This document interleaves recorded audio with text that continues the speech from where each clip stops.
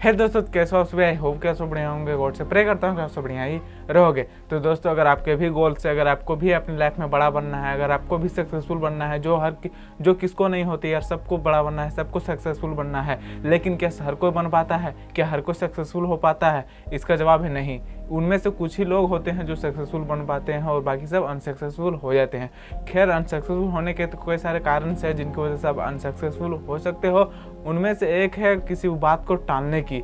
ध्यान रखना, मैं एक बात को बता रहा हूँ, इसके ढेरों सारे कारण निकल जाएंगे, लेकिन मैं आपको एक ऐसी मेन पॉइंट बता रहा हूँ जो ज़्यादातर लोग करते हैं। जैसे कि आपको लगता है कि वो काम मेरे लिए ज़रूरी है, लेकिन फिर भी आप उस काम को नहीं करते। जैसे कि अगर आप स्टूडेंट हो तो आपको लगता है कि मुझे पढ़ना ज़रूरी है, मुझे पढ़ना चाहिए, लेकिन फिर भी आप नहीं पढ़ते हो। क्या कारण है? वही आदत टालने वाली। आप टाल देते हो, यार कल कर लूँगा, परसों कर लूँगा, इस तारीख को कर लूँगा, 1 घंटे बाद करूँगा, इतने दिन करूँगा, इतने दिन के बाद कर लूँगा, इस तरह की होती है। या फिर दूसरा जो कारण है वो ये है कि आप अपने आप से सोचते होगे कि उस काम के लिए मैं अभी उस लायक नहीं हूँ, जब उस लायक हो जाऊँगा तब उस काम को करूँगा, अभी तो मैं दूसरा काम को करूँगा, अभी तो मेरे पास ये नहीं है, अभी मेरे पास पैसे नहीं है, अभी मैं गरीब हूँ, अभी मैं ये हूँ वो हूँ। इसी तरह के कई सारे ऐसे कारण होती है जिनको हम बनाते रहते हैं, लेकिन इसका हमारे उस गोल से कोई लेना देना नहीं होता है। हम खुद से इनको क्रिएट करते हैं और खुद ही अप्लाई करते हैं और खुद ही रोते रहते हैं कि काश उस चीज़ को मैं उस समय कर लिया होता तो आज इस मुकाम पर नहीं होता, आज मैं कहीं और होता। तो दोस्तों, इसी तरह के काफ़ी सारे ऐसे प्रॉब्लम्स है जो ज़्यादातर लोगों को फेस करनी पड़ती है। अगर दोस्तों आप भी उनमें से एक हो, अगर आपको भी इस तरह की प्रॉब्लम्स होती है, आपको भी किसी बात को टालने की आदत होती है, आपको भी बहाने बनाने की आदत होती है, आपको भी किसी काम को आपको लगता है कि नहीं करना चाहिए लेकिन फिर भी आप उस काम को नहीं करते हो, तो प्लीज़ दोस्तों इस वीडियो पर शुरू से अंत तक बने रहिएगा, क्योंकि आज की वीडियो में आपको एक ऐसी कहानी बताने वाला हूँ। ये कोई काल्पनिक कहानी नहीं है कि मैं आपको सिर्फ मोटिवेट करने के लिए कहीं से उठा करके आपको बता रहा हूँ। ये एक सच्ची कहानी है जो पास्ट में हो चुकी है, उसको मैं आपको बताने वाला हूँ कि किस तरह से उन्होंने उस चीज़ को फेस करा।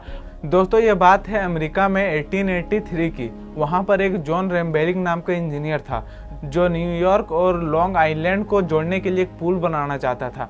और जब जॉन रैम्बेलिंग ने अपने उस आइडिया को अपने इंजीनियर फ्रेंड्स के साथ शेयर किया, उन्होंने बताया कि किस तरह से मैं वहाँ पर एक पुल बनाऊंगा, हम सब मिलकर एक पुल बना सकते हैं वहाँ पर। तब उन सब ने उसका मजाक उड़ाया कि यार क्या फालतू जैसी बकवास कर रहा है, इस तरह तो हो ही नहीं सकता, वो पुल बन ही नहीं सकता, वो इम्पॉसिबल है। लेकिन वो बात उसको समझ में नहीं आई। जॉन रैम्बेलिंग उन सब चीज़ों को इग्नोर करता गया कि कोई नहीं यार, ये सब नहीं बोलते, इसका मतलब ये थोड़ी है कि वो नहीं बन पाएगा।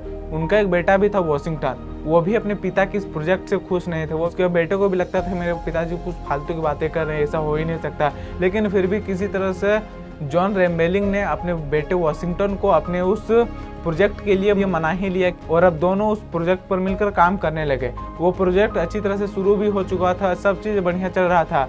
दोनों बाप बेटा ने मिलकर लाखों नक्शे बनाए, लाखों डिजाइन्स तैयार किए कि किस तरह से पुल बना जा सकता है, कहाँ पर क्या चीज़ होगा, कहाँ पर कुछ होगा।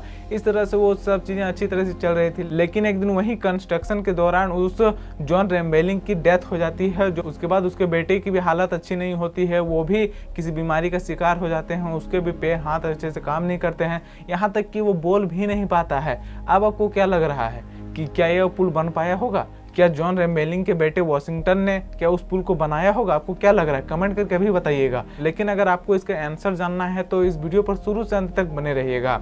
जॉन रैम्बेलिंग की डेथ के बाद उसके बेटे का भी उस तरह हालत ठीक नहीं होने के कारण वो भी हॉस्पिटल में एडमिट हो गया। वहाँ पर उसकी ट्रीटमेंट होने लगी। आप सोच सकते हो उसकी हालत इतनी खराब हो गई थी, वो ठीक से खड़ा भी नहीं हो पाता था, वो ठीक से बोल भी नहीं पाता था। तो समझ सकते हो उसकी हालत कितनी खराब हो गई थी। और वहाँ पर जो पुल बनाने के जो इंजीनियर्स लगे हुए थे वो सोच लिए थे कि यार ये अब तो बंद हो जाएगा, चलो सब अपना बोरिया बिस्तर उठाओ, चलो घर, ये पुल बंद हो जाएगा अब। लेकिन वॉशिंगटन ने कुछ ऐसा करा कि जो किसी ने सोचा तक नहीं था। उन्होंने अपने हाथ को हिलाकर देखा तो वो थोड़ी बहुत हिल रही थी और उन्होंने अपने हाथ को थिरकाकर अपनी वाइफ की बाह पर अपने हाथ को थिरकाकर, ऐसे होता है ना किसी तरह से इशारे करके बताना, उस तरह से उन्होंने बताया और उसी तरह से वो पूरा प्रोजेक्ट कंप्लीट हुआ।